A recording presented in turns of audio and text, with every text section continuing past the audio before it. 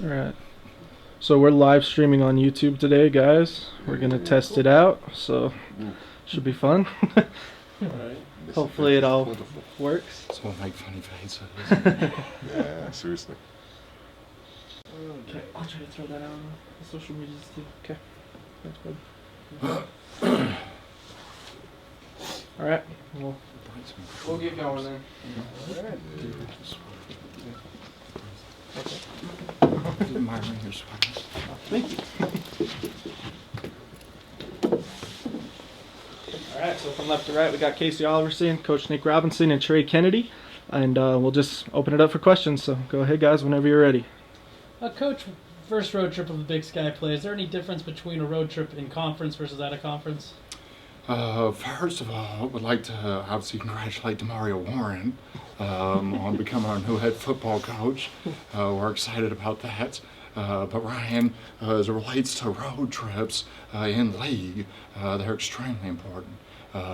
Championship teams are able to win on the road, whether that's a split or a sweep, and the top teams in our league right now have done that. So, as we continue to march through Big Sky play, we want to defend our home court and we want to win on the road. So, this first road trip against Eastern and Idaho is extremely important for us. What have you guys learned from the previous road trips so far this season? It's going to be difficult, but I think that kind of adds some motivation and put some fire in us. Just know we're going to be at somebody else's house in front of somebody else's home crowd. Is there any difference now that's conference play? Yeah, it's even more intensified now because of that, because now this is when all the games really start to matter. Do you like starting at home conference-wise? As opposed to Starting on the road? it doesn't really matter. A game is a game either way. We want to win. Yeah, when we looked at the schedule, it was the first time that we'd been at home to start. So it was nice to be able to start at home. Came out with that win initially. Obviously, students got back on campus, so great timing. Had a great crowd, an entertaining game. Result wasn't what we wanted it to be, but it allowed us to get into a little bit of a rhythm. And hopefully, as we head on the road, we'll be able to carry some of that over. For any of you, what challenges you think Eastern Washington and Idaho will provide as far as individual players, team, what they've done so far up to this week coming up? Well, there are two different types of teams. Eastern loves to shoot the three ball, and Idaho is more offensive set oriented. I think Idaho probably rebounds a little bit better, but for us, our complete focus is on Eastern Washington. Do you have any update on AJ? Yeah, so AJ in early December, and we've missed each other multiple times with the medical staff update, had a fibular fracture. And so obviously he's been getting the rest that he needs.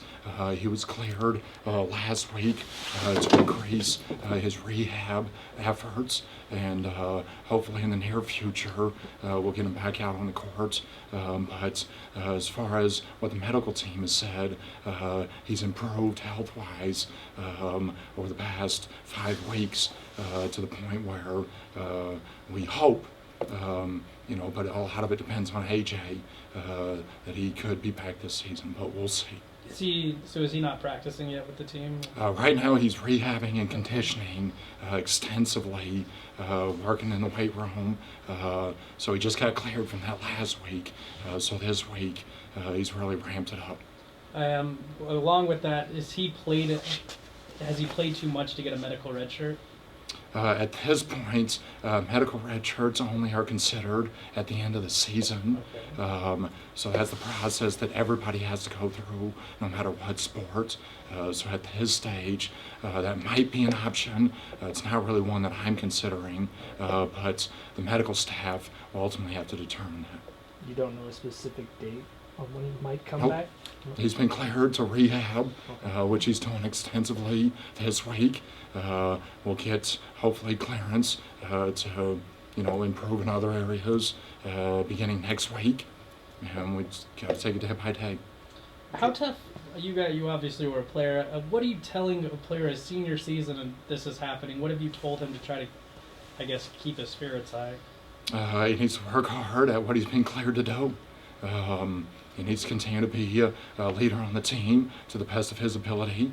But this happens across the country in every sport, where guys get injured and they have to work to get back. Trey, you've been with him a while. How is his spirits right now? I mean, obviously he's a little down, but he has high spirits. He wants to get back as soon as he can. He just doesn't want to re-injure himself or anything too soon. Casey, have you felt like a difference within the team, not necessarily on the court but off the court, without him? Yeah, I mean, when you're without one of your guys, you're not firing all cylinders. But I mean, the best we can do is just have someone step up and play as hard as they can play. Have you seen someone step up, Coach? Absolutely. We've seen a lot of guys step up. We've had multiple guys over the past, month and a half play extremely well. So, yeah, I mean, that's the mentality that we've had. Guys have done it. We've continued to improve as a team, and we'll continue to do so. Notice Christian's it looks to me like he's been getting more minutes as the season has progressed. What's he been showing you that has really impressed you to keep giving him those minutes? He's had a great practice today.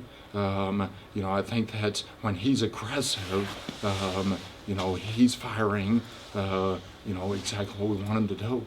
And so, I think that his aggressiveness has helped him, but he's been consistently aggressive, and that's helped him step up and help our team. Has any gameplay changes occurred when he was injured?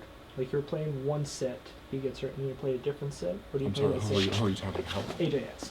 Before his Oh, no, injury, we were playing different. we've continued to play Southern Utah basketball. We've had to move personnel to different positions, but for me, I think it's just made guys better individually as well as us collectively. Our goal to start the year was to improve every day. And individuals have done that. The team has done that. Coach has got to continue to improve to put guys in the right situations. But I'm convinced that like we've done almost every year, we plan our best basketball at the right time. And we had a great practice today, so we want to come out and play our best basketball on Thursday, which will be the right time. Nick, Tyler Harvey's graduated, but Venky Joyce is still around. How do you slow him down? Venke's a top 5 post player in our league. Got another one sitting right next to us. So for us, we're going to compete. We're going to play hard, and Venky does what he does. So we want to minimize that. At the same time, we want to attack him at the other end, and see if he's willing to defend and rebound. But I'm not sure you stop a guy like him. You try to minimize what he does, and you compete harder than he does. All right, anything else for these guys? Cool, thank you guys. Thanks, guys. Thank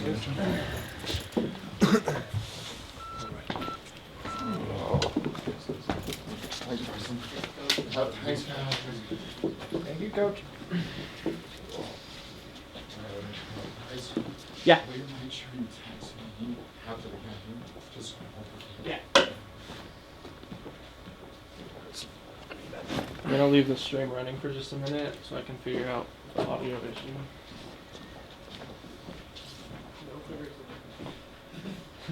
So.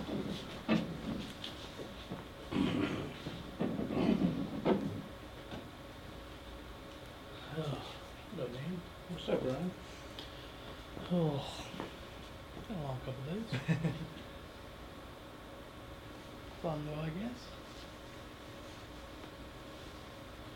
I love your story about Demir's wife. I was waiting on someone to call me back. I was like, well, I got 45 minutes to kill.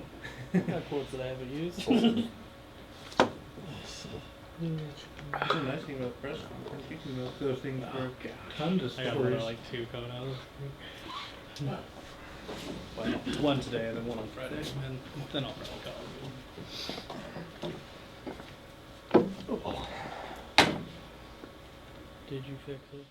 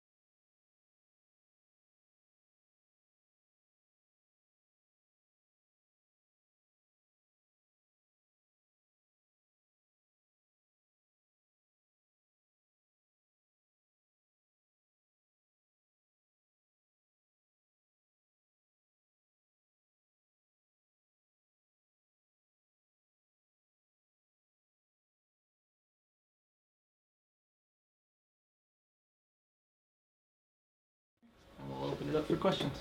All right, Coach. Looks like Coach Gould sent us a lot of hurdlers. Yes, sir. You guys have a lot of confidence in your hurdling team moving forward this season? Yes, we've always here at SU had a really strong hurdle program, and Coach Will's done a really good job in bringing these hurdlers in, and with us coaching, we've just had so much success. With China coming out of Arizona, we're excited for enough new star. And then Ryan, he's worked himself really well into the program, and he's had a lot of success, and we're excited for some more.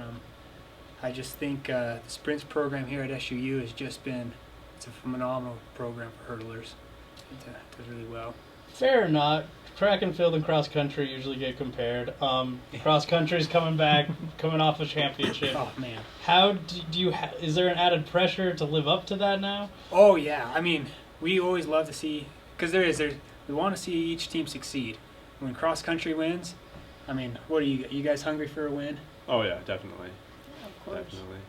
And it does. I think it makes us push us. There is that little rivalry. I mean, it's a good thing, but we want to show that we can hang with the big boys too. And for indoor and outdoor, that's exactly what we're going to chase for. We want that conference championship. We'd love a triple crown, but it's going to take a lot of work on our part. You know what I mean? But I think the chips are falling in place, and if these guys keep working hard and keep pushing for excellence, I don't say it's out of the possibility. For you, Ryan, when you guys get back to practice, Hayden, Mike, those guys come back into, how much of a motivation are they after they've won what they did in cross country to the rest of the track team? We're all really good friends. We all know each other really well, and they do push us. We want to be just as contributing as they are in their championship with the track and field team. So like Tim said, we just want to compete just like they do. Is there any trash talking ever occur in there? All the time. Between sprinters and the distance runners, but it's all just fun. Yeah. It's a good time. Old The Mike dis- Tate. To that end, the distance runners have had the glory with nationals qualifiers the last couple of years. Are you guys motivated to, how much potential in your mind do you have to get into that mix and perhaps qualify come summertime? That's always a thought. We have some really, really good talent this year. A lot of young talent. We're always trying to push it, get into regionals, then as we try and make it to nationals as well. It's really tough. It's a really, really tough sport. A lot of great competition throughout the country. Coach, looking at this team from last year, the sprinters as a whole were pretty young group of athletes. How have you seen them progress from where they were at last season to the start of this one? It's actually, we've seen a lot of growth with Justin Lewis, and we brought in a couple of additions with us, Brandon Hardley and then Ian Mack. We are young, but there's a lot of talent in that group. And I think there's a lot more leadership with Justin and, with Ryan here. And we've got a hurdler, Devin Montgomery, who's a stud too. He redshirted last year. I think we've got a good mix of some veterans that are starting to rise and show that leadership. And then with these new freshmen that are biting at the bit to get out and run this weekend, I think it's a good combination to, see some really fast times coming up quick. What's the plan for these upcoming meets? You got Idaho State as well as, I think the schedule said stuff in northern Arizona as well. Yeah, so we've got a few guys heading up to ISU, our decathletes heading up there this weekend, and we're all going to head down to NAU.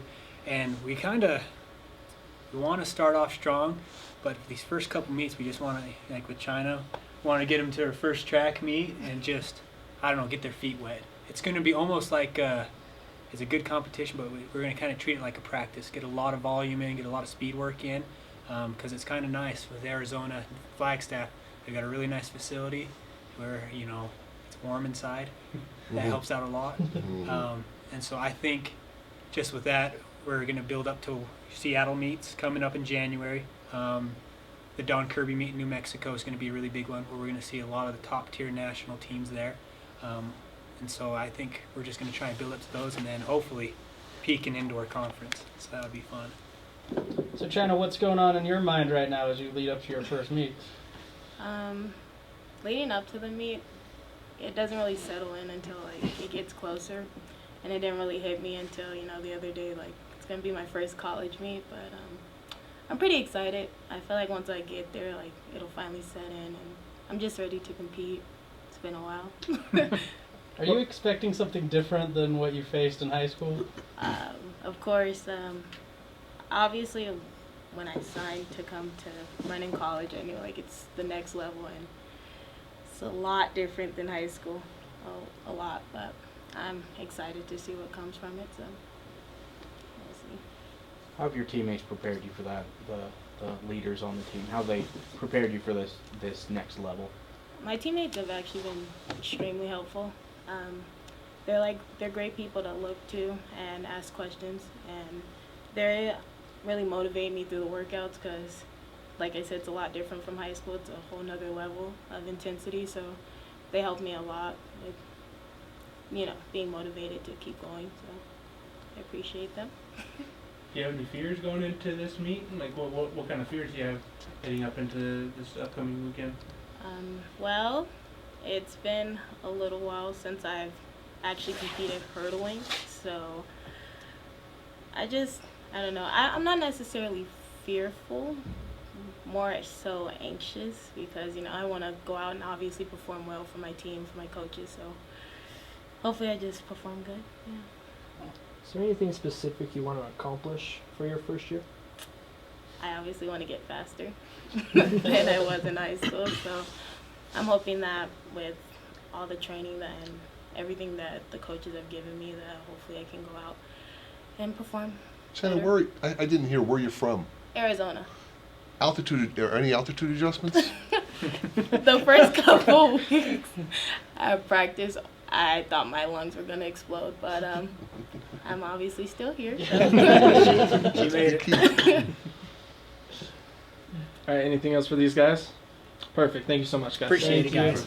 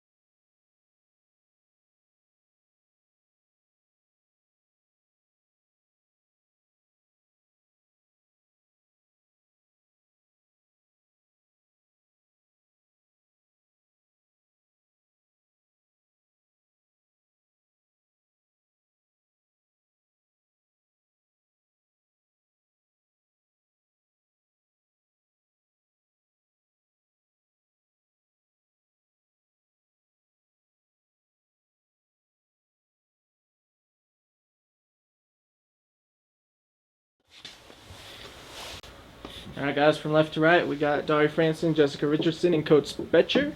We'll let Coach kind of give a statement about last weekend's games and looking forward to, well, last weekend's game, looking forward to this weekend, and then we'll open it up for questions. So go ahead, Coach.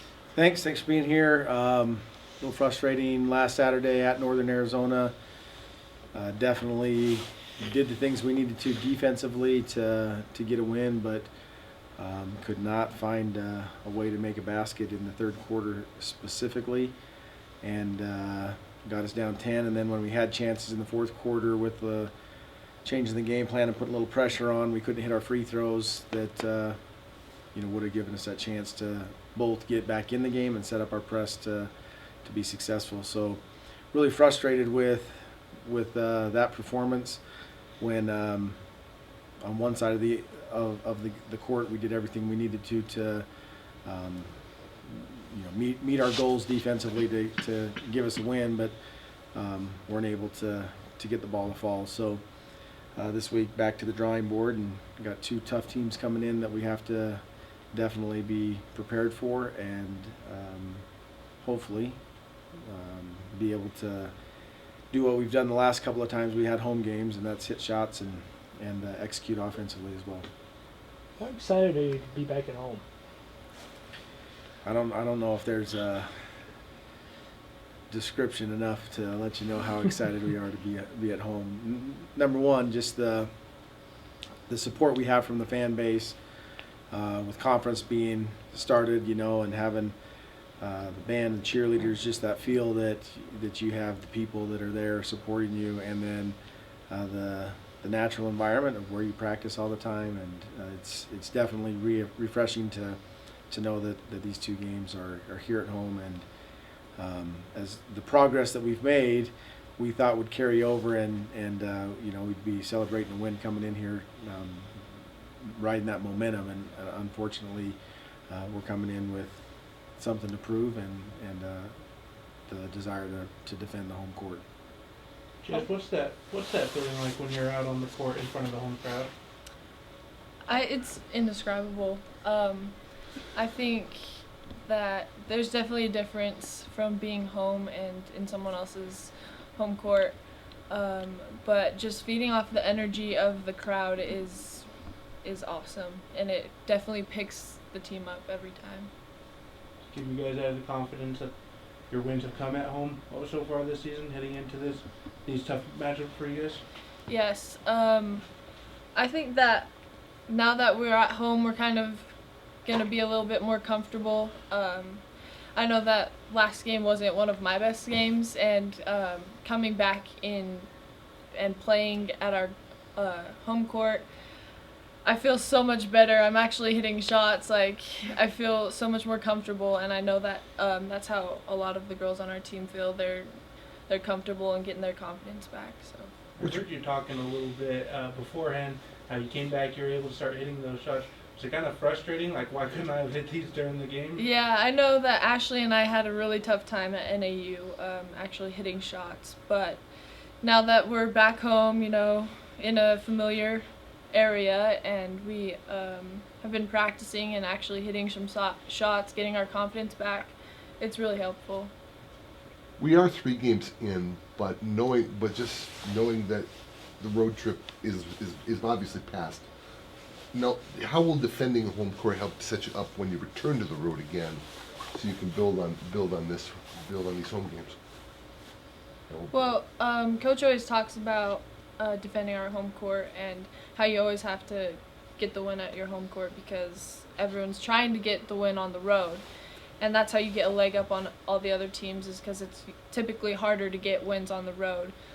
So by keeping these wins at home, then I think we'll have a good chance in conference. Feel like you'll be in better shape going Yes. forward after that? How much of a disadvantage is it to have 3 straight road games to start conference? It can be a big disadvantage when 2 of them are in Montana. 2 of the toughest places to play. You expect going in there, you hope to get a split. Not too many teams come out with a sweep, and few come out with a split. And so starting, and this week both Eastern Washington, who's 3-0, has played all 3 of their games at home. Yeah.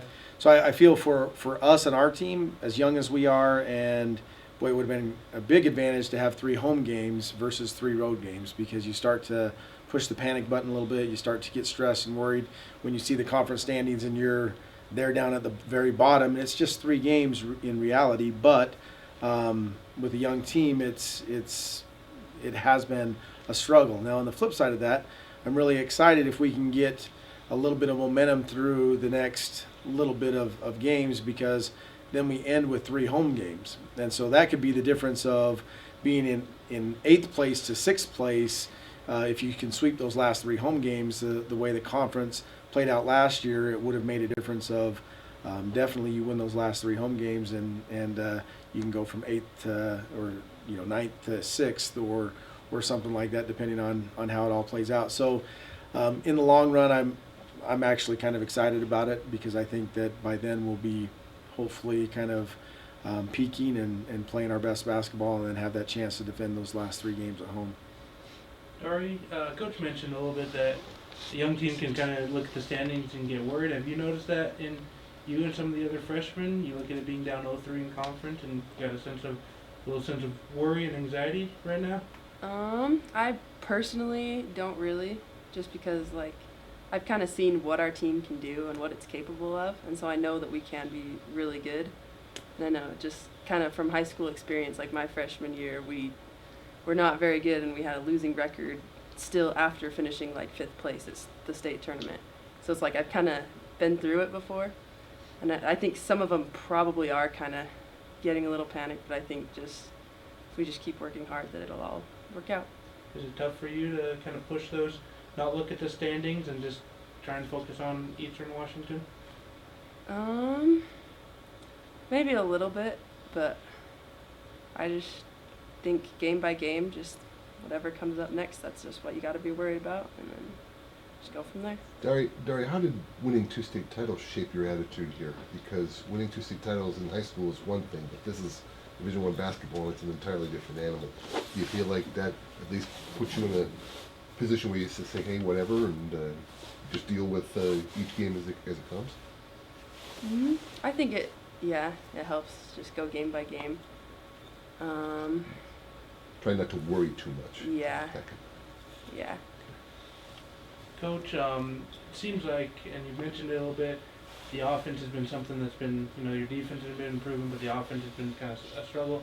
What do you see that's missing the most in your offense?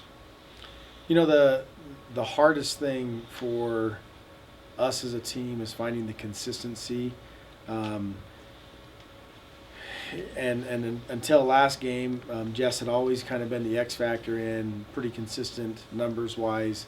That the team would rely on her a little bit, but finding that second and third player, who it's going to be. Dari stepped up the last couple games and has done a great job of filling the role with Emma being down with an injury. And usually by this time in the season, you have a pretty good idea of who the players are that are going to carry the load, and everything else is just kind of a bonus when because of the double teams or the matchup or the game plan, other players end up getting their shots. Well, right now we're still trying to find that, and who consistently can hit shots. Probably the most frustrating thing is we're consistently getting open shots in the execution of our offense. And when those shots aren't falling, sometimes we lose patience, and one player or 2 players try to take the whole team on their back, and then it gets us a little bit out of rhythm. So, this week we've been really focusing on, like Jess said, it's doesn't matter if you're home or away. There is that comfort of being at home, but as a Division I college athlete, you got to be able to mentally find the way to fight through adversity and be successful at whatever court you're on. And whether that leads to a win or a loss, it doesn't really matter as long as you're putting forth your best effort and being able to fight through that. And I thought Montana, we did that, and was hoping that would roll into next week, but the next week it didn't, and now we're back to square one. And a lot of times that's the hardest thing is when you come back to practice on Monday and the team is looking at you like, okay, you know, where do we start over? What do we have to change? When really it's just a matter of what we're doing is working. We just got to put the ball in the basket, and you know, sometimes you just have those games, and I think Northern Arizona was one of those, and we're moving on with the expectation of those shots are going to fall, and you know, instead of we had built up from starting the season shooting in the mid to high 20s to shooting in the high 30s the last couple of weeks, so the fact that we fell back down to the high 20s percentage-wise was a little bit frustrating. I think we'll bounce back and hopefully carry that over for a good, you know, 6, 7, 8 games.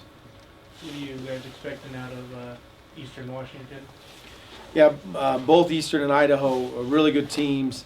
Have played some tough teams in the preseason, have great records. Both at the top of the conference. Eastern did just beat Idaho on Saturday at Idaho.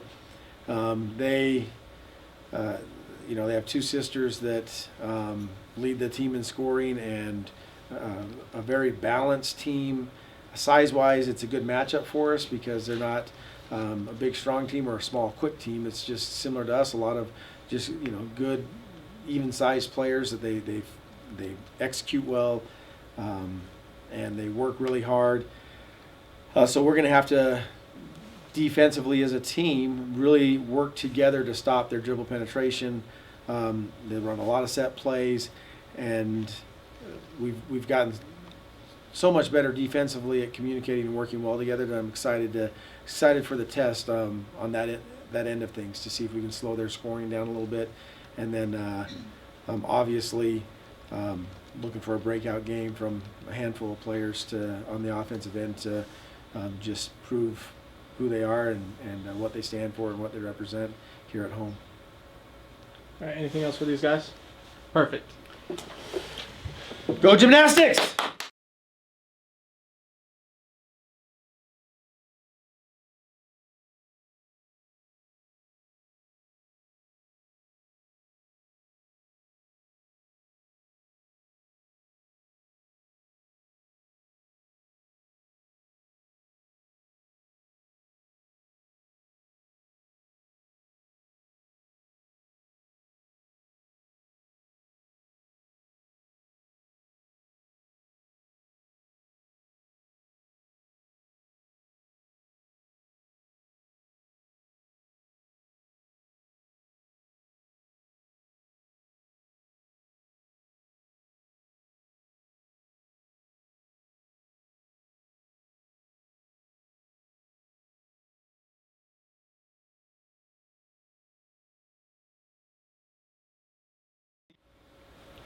All right, guys, so from left to right, got Tyler Vizzuto, Natalie Trejo, and Coach Scott Bauman. Thunderbird Gymnastics team hosts the University of Utah on Friday night. Big meet here in the Centrum Arena. So, Coach, we'll go ahead and kind of let you make a statement about the last weekend, the upcoming meet, and then we'll open it up to questions. I think last weekend our team figured a lot of very, very important questions out.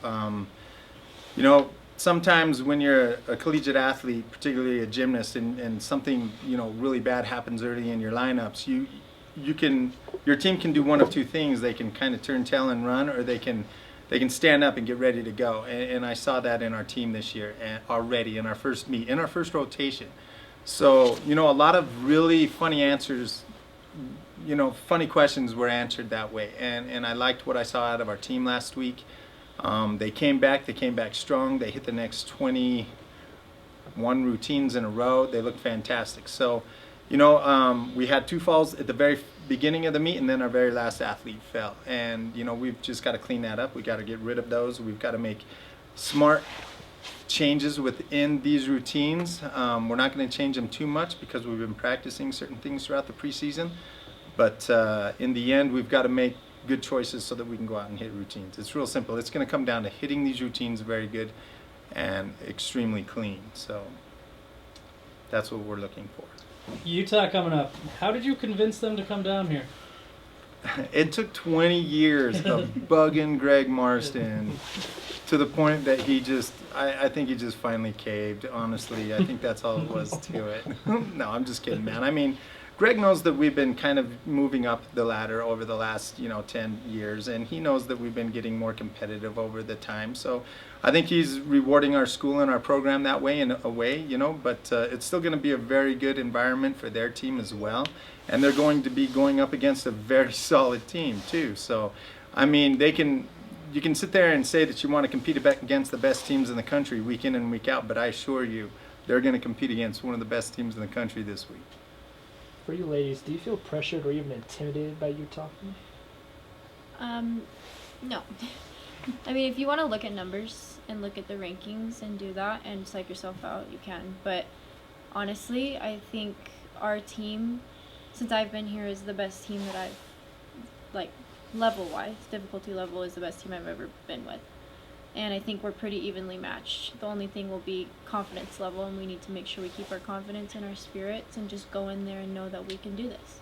What is your confidence level right now? That's a very good person to ask. So after these past 2 days of practice, I'm actually feeling really good. I've scored 9.975s the past 2 days on beam, and she's looked amazing. That's coming back after I had a rough meet over the weekend, and something as a leader and a senior that you've learned to do over the years is you can't let one thing affect you. You have to just move forward and make the adjustments that are necessary and go in with a confident attitude. Did you feel like you worked out the kinks in that first meet? Oh yeah, I needed it, and I don't think there's ever anything wrong with kind of getting a punch in the nose that reminds you that it's okay to work harder. 194 then is not a cause for alarm by any stretch of the imagination. No, a 194 is not indicative of what our team is. It truly isn't. Our team is notorious for opening up poorly and then getting stronger throughout the year. We just don't have the same. These young ladies are amazing athletes, but Utah has athletes that they're taking stuff out of these routines, and they're still great collegiate routines. We're putting stuff in these routines and adding, and every year we build upon these routines, and so it's harder to keep these guys up to that standard than it is for them to keep them at that standard. And so if we open up really aggressively and try to get them ready for that very first meet, we will probably not be as good as we need to be in February and March when scores start getting a little bit more elevated and stuff like that. So it's not necessary for us to try to come out and score 196, although this team certainly can. It's necessary for us to work out kinks, figure things out in the first 3 meets of the year, so that we know what we're doing at the end of the year. That's very important for our kind of a program. So, but that being said, we're going out there to hit 24 routines, and if we hit 24 routines, this is a 196 team, 196 plus team easily, and that's a hard team to beat on any given day. Does the fact that there will probably be a very packed house on tomorrow night, on Friday night, will that add pressure, or will that motivate to hit a lot more? There's probably a better question for you. I think it motivates me, and I think it motivates the team too.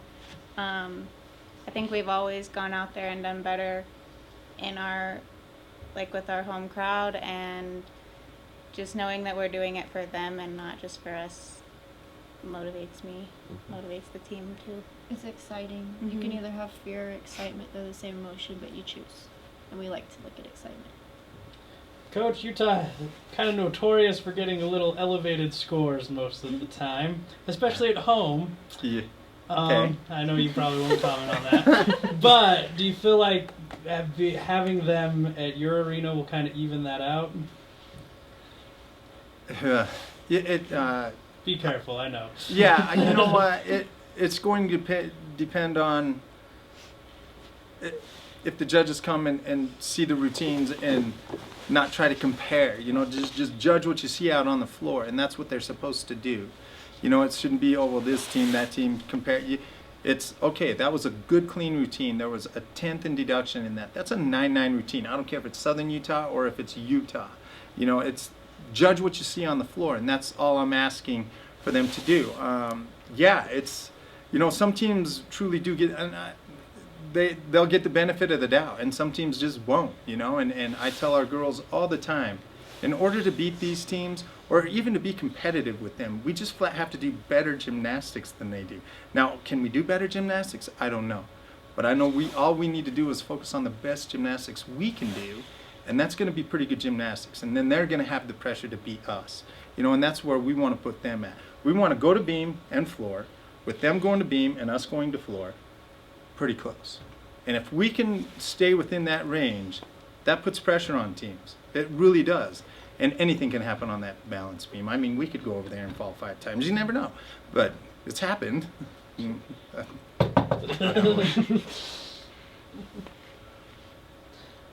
it comes, I guess, to Utah in general, what are the similarities of the two programs, and what have you taken from them?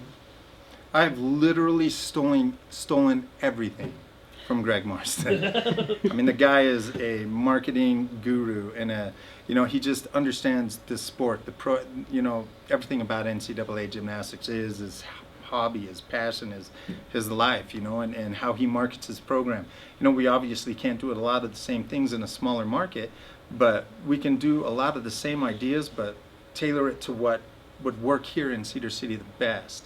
And I have used his knowledge for 3 decades, figuring out what he does. And he's very generous that way. He tells you, he helps you. He's just been, for me, a really good mentor. Even though I've never worked with the guy directly, I've taken a lot from Greg Marston. So our program has been based on how they run theirs. And when I came down here, Bill Sands and Greg Marston both sat me down and we went over the things that they do. I knew what Ray Korn did at Utah State, but these guys were winning national championship after national championship, and I wanted to know what we needed to do to get to that next point. So it was, I've taken a lot from that guy. How did that meeting take place? How did it get to a point of you guys sitting down and talking? Well, basically, I sat down and talked to Greg about the marketing and stuff, but that meeting didn't last long. I sat down with Bill Sands, his assistant coach, the technical guru in this sport, about peaking and conditioning and getting your athletes to the right point at the right point of the season and how to do that and how to do that properly. And he gave me a year-long crash course in 2 days, him and Jeff Richards and him, and he was the most generous person I've ever met with his information, and he helped us out. We still use a lot of the things he did 25 years ago today, how we train them and everything, so it still works. It's good stuff. What's the future of the Utah SUU, I guess, rivalry into those terms? You know what? I think hopefully Utah will continue to allow us to go up there. It's a very inexpensive road trip for us. It's a nice trip to make up to Utah. Their fans are extraordinarily gracious to us. They always have been. They've kind of taken us under their wing when we go up there, because I love going up there when it's us and BYU and somebody else, because they'll cheer really good for Utah and then they'll cheer really good for us, and then they just let the other teams have it. They've always been so good to us. In fact, at Nationals last year with Jamie and Anna, when they were there, they were rotating with LSU and Oregon State, and when Utah wasn't on the floor, the Utah fans, like a couple thousand of these people, they travel very well, were chanting Jamie or Anna, and it was just a great thing for them to do for our athletes too. So they're a great crowd, and we can't wait to have a bunch of them down in our Central Marina as well. Now, Natalie, I remember, heard last time I was at practice, you guys had a rough time to start the Utah meet. I believe you were on the team, and the last time we were there? Yeah. Yeah. And Coach had a nice little fun 11 falls. Yeah. What happened? Could you just explain that to us? Okay, this is my opinion. We go up there and it's a very overwhelming environment.